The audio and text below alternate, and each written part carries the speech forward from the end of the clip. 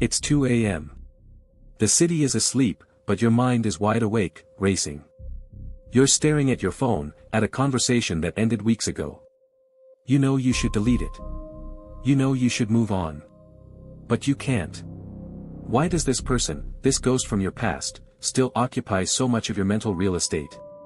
It feels like a failure, a weakness. But what if I told you it's not? What if it's a powerful, predictable glitch in your brain's operating system, a glitch with a name?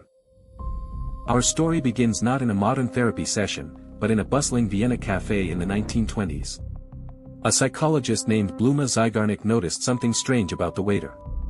He could remember a dozen complicated, unpaid orders with perfect accuracy, who had the strudel, who had the coffee with milk, who still needed water. A stunning feat of memory. But the moment the bill was paid, the moment the transaction was complete, poof. He couldn't remember a thing about the order. It was completely wiped from his memory. Zygarnik was fascinated. It was as if the human brain places a special mental bookmark on any task that is incomplete or interrupted. Once it's finished, the bookmark is removed. This is the Zygarnik effect. Our brains are essentially task-obsessed machines. They hate open loops. An unfinished project, a TV show on a cliffhanger, a song you can't remember the name of, these things create a cognitive tension. They poke at your subconscious, demanding to be resolved.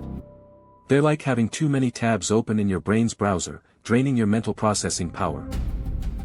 So, what does a 1920s waiter have to do with your ex? Everything.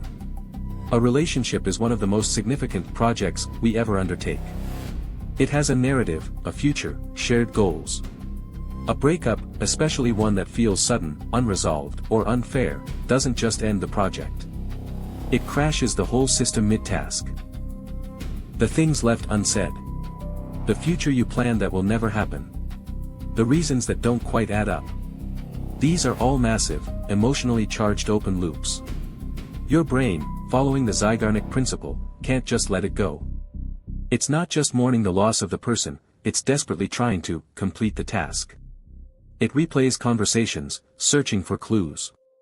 It crafts alternate endings. It keeps the memory of your ex on a constant, intrusive loop because the story feels unfinished. This is why you can't just get over it. You're fighting against a fundamental cognitive bias. But understanding this gives you power. If the problem is an open loop, the solution is to find a way to consciously close it. You don't need them to get closure, you need to signal task complete to your own brain. First, engage in a completion ritual. One of the most effective is writing a long, detailed letter to your ex with everything you want to say, the anger, the confusion, the good memories. Then, don't send it. Burn it, delete it, tear it up. The act of articulation itself provides the brain with the sense of resolution it craves. Second, reframe the narrative. Instead of an unfinished story, define it as a completed chapter. Acknowledge that this chapter of your life, with this person, is over. It had a beginning, a middle, and that breakup was its ending. Accepting the ending, even if you don't like it, allows your brain to file it away as done. Finally, give your brain a new, compelling task to obsess over. Start a new project, a fitness goal, learn a new skill, plan a solo trip. By opening a new, exciting, and challenging loop, you divert that powerful mental energy away from the old one. You give your brain a better puzzle to solve. So the next time you find yourself stuck on someone from your past, remember the waiter in Vienna. It's not a sign of weakness, it's a sign that your brain is working exactly as it's designed to.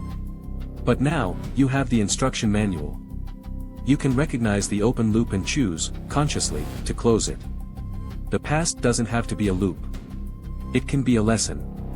And your future is an open book, waiting for you to write the next chapter.